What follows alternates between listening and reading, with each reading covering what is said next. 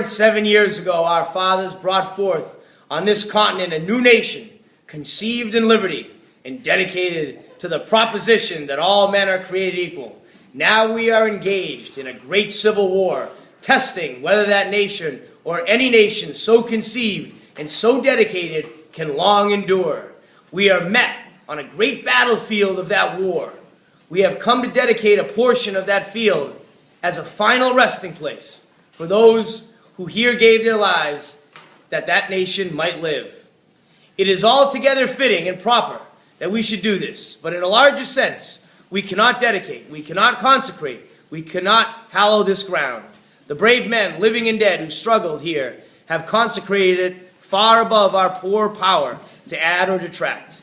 The world will little note nor long remember what we say here, but it can never forget what they did here. It is for us a living rather to be dedicated here to the unfinished work which they who fought here have thus far so nobly advanced.